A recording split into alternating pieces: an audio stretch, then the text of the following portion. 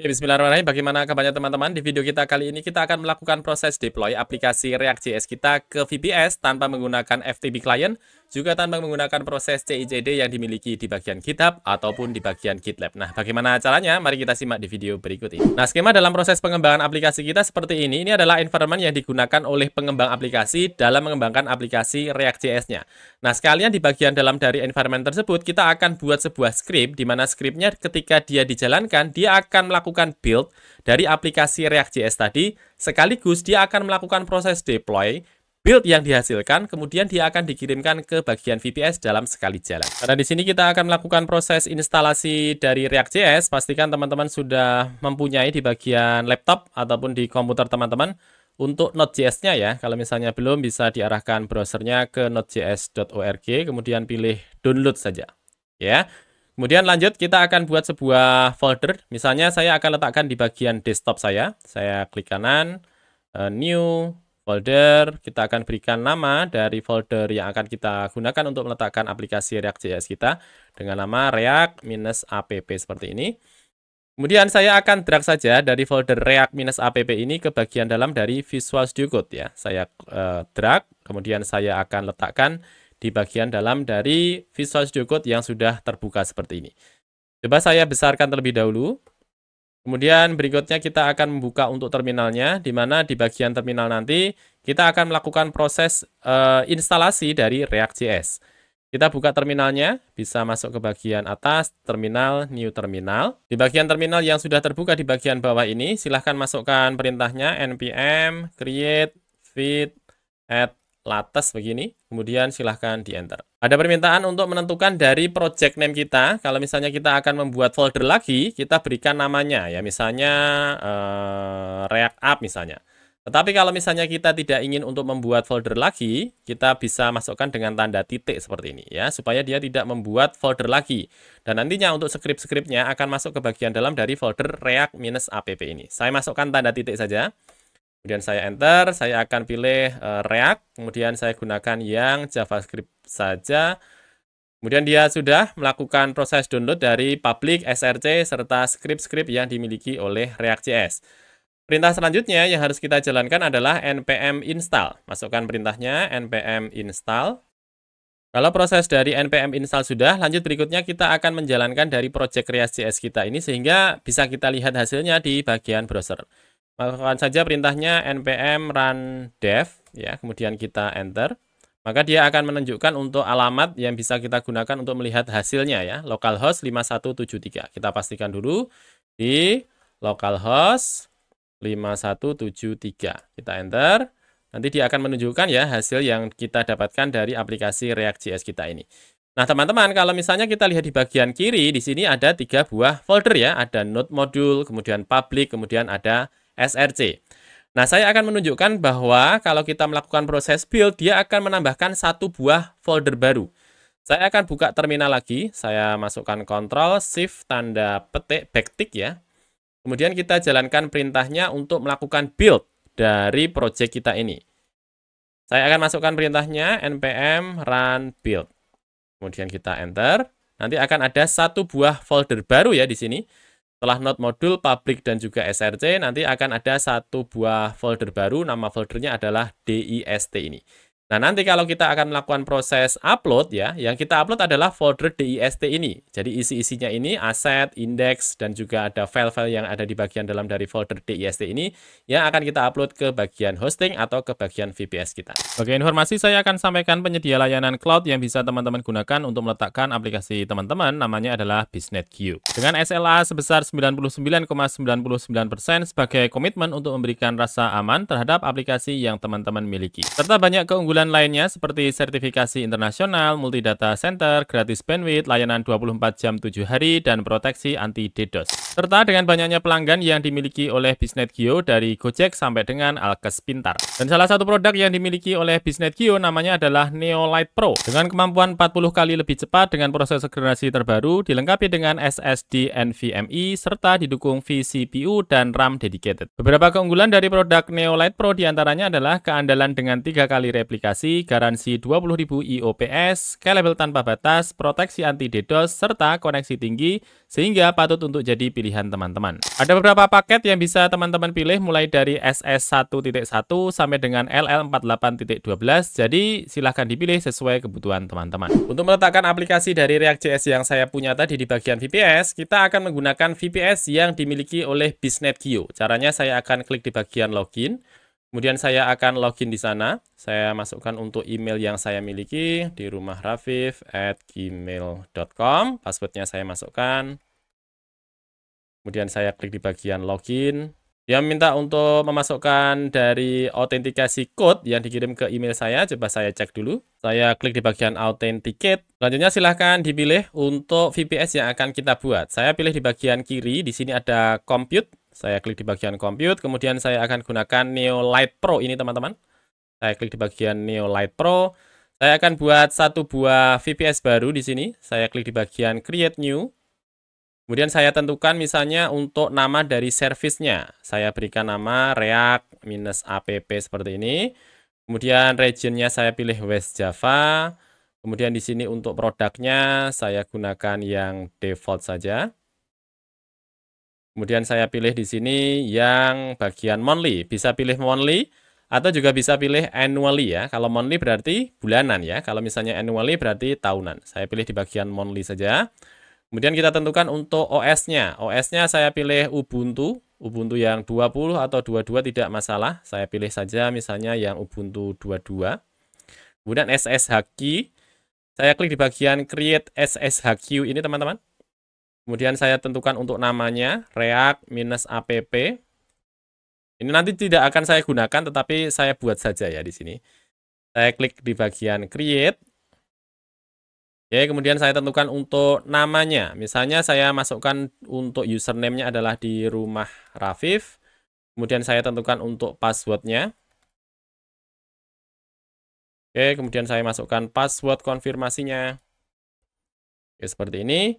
Nantinya yang harus saya bayarkan dari project yang akan saya buat ini untuk VPS-nya adalah 132.000 ya. Saya klik di bagian next. Ya, nanti kita akan diminta untuk melakukan pembayaran dengan menggunakan ATM ataupun menggunakan transfer ataupun menggunakan credit card ya. Silahkan dilakukan untuk proses pembayarannya. Kalau sudah siap, silahkan klik saja di bagian order, nanti akan diberikan petunjuk cara pembayarannya ya. Nantinya kalau proses kita dalam melakukan order ini sudah selesai, maka kita akan dibawa ke bagian halaman dari Neolite Pro di sini. Nanti akan ada informasi tentang service name yang kita buat tadi, kemudian statusnya. Kalau misalnya teman-teman sudah melakukan pembayaran, kita tunggu saja sampai statusnya bukan lagi pending ya. Dan nanti sekalian kita akan diberikan untuk IP address-nya. Ya, silahkan ditunggu dulu sambil kita refresh saja. Untuk bisa memastikan bahwa proses kita melakukan order ini sudah selesai ya. Akhirnya setelah kita menunggu, untuk service kita sudah aktif teman-teman. Dan dia sudah mendapatkan untuk IP address-nya. Dan IP ini adalah IP public. Saya akan masuk ke bagian service name yang sudah kita buat ini. Kemudian kita akan masuk ke bagian Open Console. Kita klik saja di bagian Open Console. Di mana Open Console ini bisa kita gunakan untuk melakukan remote kepada VPS yang baru saja kita buat. Silahkan masuk ke username yang teman-teman miliki. Username saya adalah di rumah Rafif. Kemudian masukkan untuk passwordnya. Oke. Berikutnya kita akan melakukan proses apt-get update terlebih dahulu. Apt-get update. Kita enter. Sorry, saya masuk dulu ke sudo su. Oke. Kemudian kita lakukan lagi apt-get update. Oke, sudah. Kemudian kita lakukan proses instalasi dari Nginx. Kemudian kita enter. Pilih di bagian yes. Oke, sudah selesai. Lanjut kita akan membuat sebuah folder di mana foldernya akan kita gunakan untuk meletakkan dari project kita. Saya akan masukkan perintahnya mkdir. Saya akan buat sebuah folder di www. Nama foldernya adalah react-app seperti ini. Kemudian kita enter. Berikutnya saya akan melakukan pengaturan di bagian Nginx ya, supaya defaultnya akan mengarah ke folder yang baru saja kita buat. Tapi sebelumnya kita perlu mengatur supaya dari folder var www react app tadi, dia dimiliki oleh user kita di mana user yang saya miliki di sini adalah di rumah Rafif. Kalau teman-teman usernya berbeda, silahkan disesuaikan ya. Untuk membuat pengaturan supaya sebuah folder dimiliki oleh user tertentu, maka saya akan masukkan perintahnya sudo chown, kemudian nama username-nya, kemudian kita tentukan lokasinya, var www react app, kemudian kita enter. Nah, seperti ini ya. Oke, lanjut berikutnya kita akan melakukan pengaturan supaya kita bisa membuat untuk default dari IP public kita nanti mengarah ke var www react app tadi. Nah, caranya saya akan masuk ke bagian nano dulu editornya, kemudian etc nginx, kemudian set available default. Kita enter. Kita scroll ke bagian bawah. Nanti di sana akan ada informasi tentang lokasi dari project defaultnya, di mana projectnya akan di bagian var www html. Kita akan ubah HTML ini menjadi react -app seperti ini. Ya, kemudian kita Ctrl O, kita enter, kita Ctrl X. Ya, saya Ctrl L. Nah, berikutnya kita akan melakukan reload dari konfigurasi yang kita miliki. Tetapi sebelumnya kita perlu cek terlebih dahulu apakah konfigurasi yang kita masukkan sudah sesuai ataukah belum. Caranya, masukkan nginx -t, kita enter. Sudah ada informasinya, syntax is okay. Lanjut ya, kita akan melakukan reload dari nginx kita. Caranya, kita masukkan perintahnya systemctl reload nginx. Kemudian kita enter. Nah, seperti ini berarti sudah oke. Nah, berikutnya teman-teman, kita ingin supaya ketika kita melakukan proses deploy, kita bisa mengirimkan script yang kita miliki di sini di bagian VPS, di bagian Visual Studio Code ini bisa terkirim ke VPS kita. Artinya, kita harus membuka jalur supaya kita bisa mengirimkan data dari lokal komputer kita ke VPS. Nah, yang perlu kita lakukan pertama kali adalah membuka port terlebih dahulu, di mana portnya adalah gerbang supaya kita bisa memasukkan data kita. Nah, kita membutuhkan port 22 supaya kita bisa berkomunikasi dengan server dalam bentuk pengiriman data. Kita akan masuk ke bagian Open Console lagi, kemudian silahkan masukkan v ataupun menggunakan nano juga boleh, nano, etc, ssh, kemudian masukkan sshd, config, kemudian silahkan di enter. Cari di sana untuk port 22 ya di sini. Port 22 sekarang posisinya adalah dalam kondisi masih di komen teman-teman. Kita hilangkan komennya, kita berikan dengan tombol delete saja seperti ini. Kemudian Ctrl O, kemudian kita enter, kemudian kita Ctrl X, kemudian kita refresh teman-teman. Cara melakukan refresh adalah sudo service sshd reload. Kita enter. Nah, dia sudah terreload teman-teman. Nah, sekarang coba kita buka lagi di bagian command prompt kita. Silahkan dibuka untuk command prompt yang teman-teman miliki. Kemudian masukkan perintahnya ssh root. Oh, bukan root ya. Username saya adalah di rumah Rafif at IP kita. IP saya di sini adalah 103.129.149.15. Ini saya copy. Kemudian saya letakkan di sini. Kemudian saya enter. Nah, sudah ada pesannya sekarang bahwa permission denied, bahwa kita tidak bisa melakukan akses langsung ke bagian dari VPS yang kita miliki ini. Nah, kenapa demikian? Karena kita perlu menggunakan key yang sebelumnya sudah kita dapatkan ketika kita melakukan proses pembuatan VPS kita.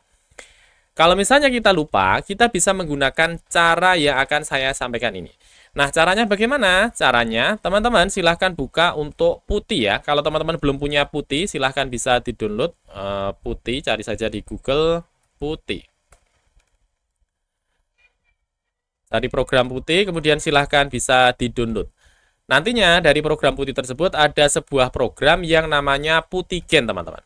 Ya, silahkan di-install download dulu.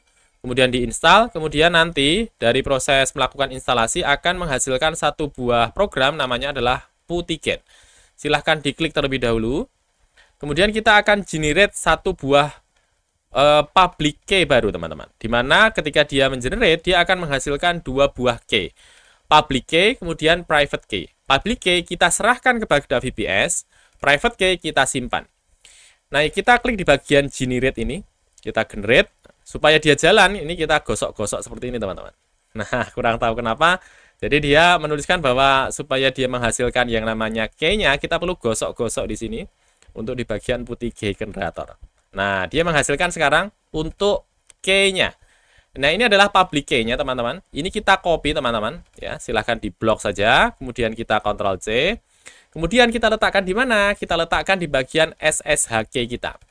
Kita buka terlebih dahulu untuk di bagian atas ada SSH key. Kemudian kita tambahkan add SSH key. Misalnya di sini untuk nama dari key-nya adalah custom key misalnya. Kemudian public key-nya saya masukkan di sini. Oke ya. Kemudian saya klik di bagian add. Oke, dia sudah ditambahkan key pair has been add. Nah, setelah kita menambahkan untuk SSH key-nya di mana namanya adalah custom key, kita perlu memasangkan dari SSH key ini ke bagian service yang kita punya. Saya akan masuk ke bagian Neolite Pro dan masuk ke bagian service yang sudah saya miliki sebelumnya di service name ini. Oke, scroll ke bagian bawah. Di sini ada SSH Access. Username-nya, kemudian API public-nya. Klik di bagian kanan, ada tombol, ada titik 3 ke bawah ini. Kita klik saja. Pilih di bagian Change SSH Key. Kemudian dari bagian pilihannya, pilih Custom Key yang sudah kita buat baru saja. Kemudian pilih di bagian Update Key, teman-teman. Ya, kemudian klik di bagian Confirm. Oke, dia sudah ditambahkan. Nah, berikutnya kita sudah menambahkan yang namanya Public Key. Sekarang kita perlu menggunakan yang namanya Save Private Key ini, teman-teman. Klik di bagian Save Private Key. Saya pilih di bagian Yes. Saya masukkan Custom Key. Di sini kita sudah membuat file PPK ya. Tetapi kalau kita lihat di bagian Drive D kita ya, saya menyimpannya di bagian Drive D. Untuk tipe file Custom Key di sini adalah PPK, teman-teman.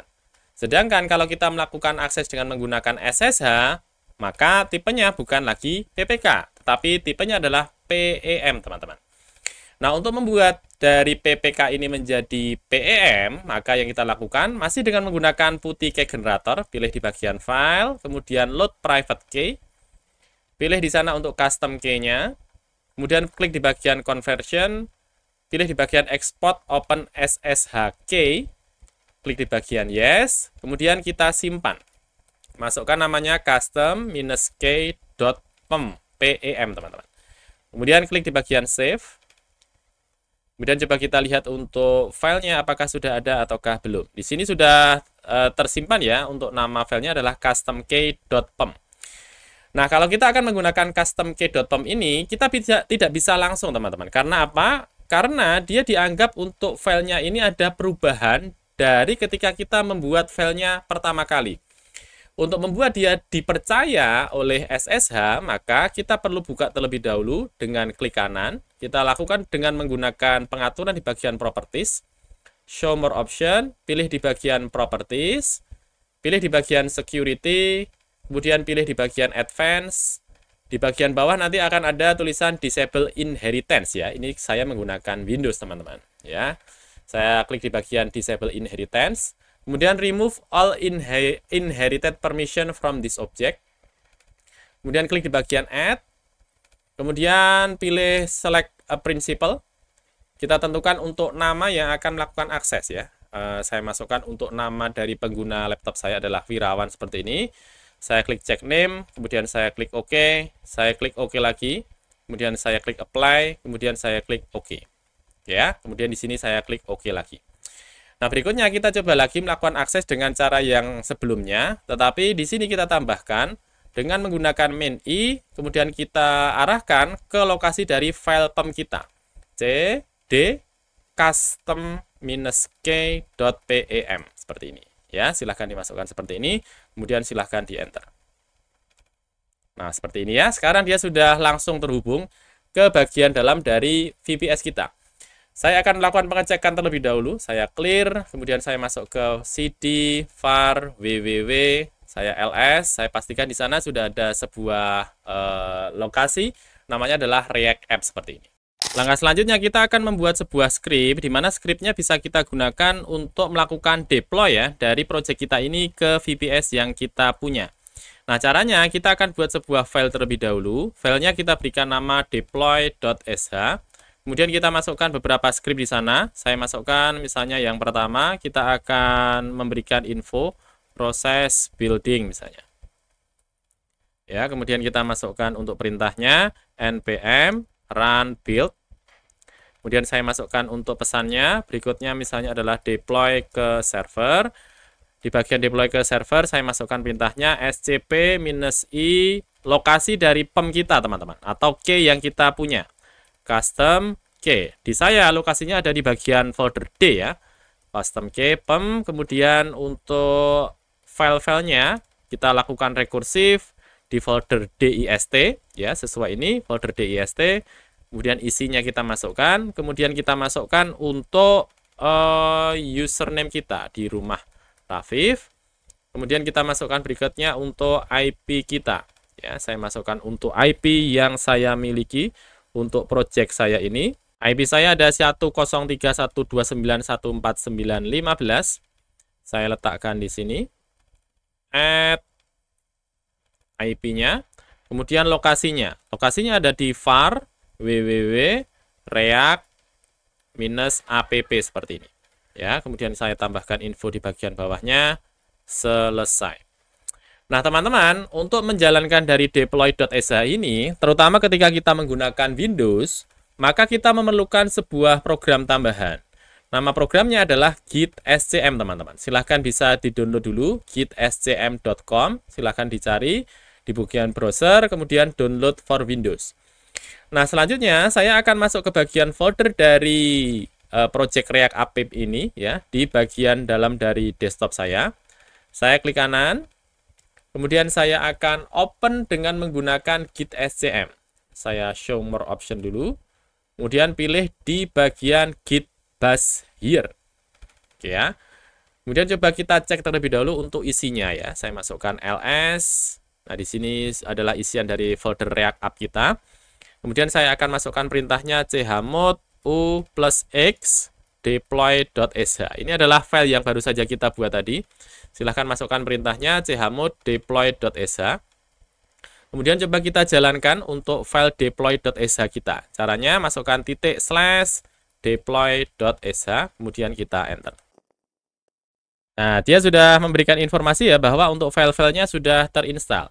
Sekarang mari kita coba terlebih dahulu buka di bagian IP kita. Saya klik di sini, kemudian saya buka di bagian browser saya paste di sini teman-teman. Saya enter. Maka dia akan menampilkan ya di sini untuk feed plus React. Misalnya saya akan mengganti untuk isiannya ya. Saya akan masuk ke bagian dalam dari src, kemudian masuk ke bagian app.jsx.